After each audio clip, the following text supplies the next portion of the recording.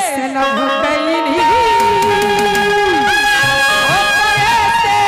परेशानी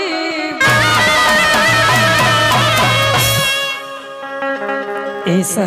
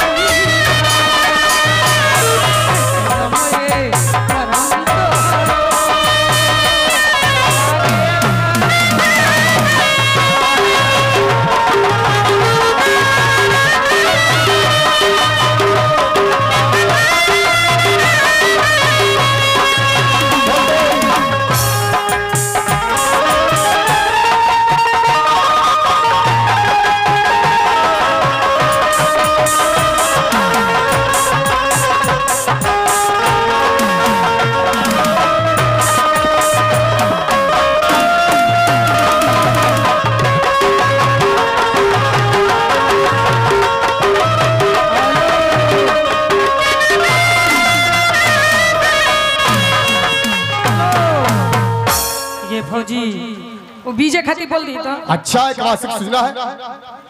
बारात में जो भी लोग आए हैं उन लोगों से बार बार आग्रह किया जा रहा है कि आप लोगों को विजय हो चुका है, आप लोग खाना खाने के लिए बेतिहा मालिक के पंडाल के अंदर प्रस्थान कर जाएं। बारात में जो भी व्यक्ति हैं उन लोगों से बार बार आग्रह किया जा रहा है कि आप लोगों का विजय हो चुका है, यानी आप लोग खाना खाने के लिए बेतिहा मालिक के पंडाल के अंदर प्रस्थान कर जाएं। और आइए दोस्तों, बहुत सारा पुरस्कार हमारे गार्जियन स्वरूप माननीय कुंदन भैया की तरफ से बहुत सारा पुरस्कार, और जो फौजी के जवान हैं माननीय विनोद सिंह, उनके भी तरफ से शानदार 500 रुपये का पुरस्कार मिला है। सभी भैया को हमारे और हमारी कंपनी की तरफ से लाख लाख शुक्रिया है।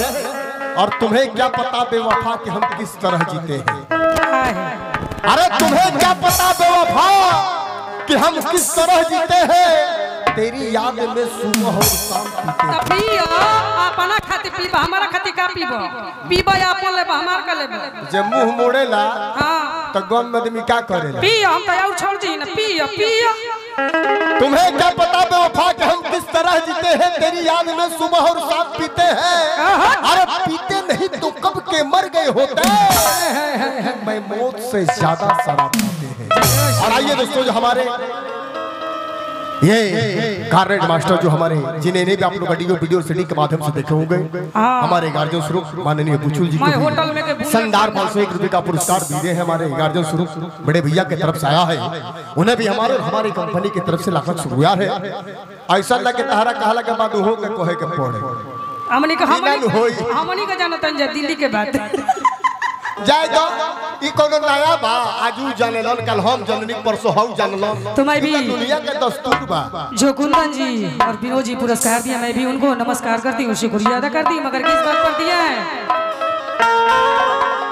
कह दी हो, कहता दिल के बात दिल में ना रखल जाए कि होठवा के ललिया आ कनवा के बलिया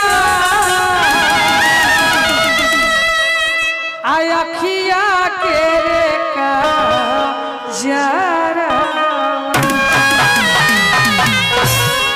तो कैसे भाव में कि होठवा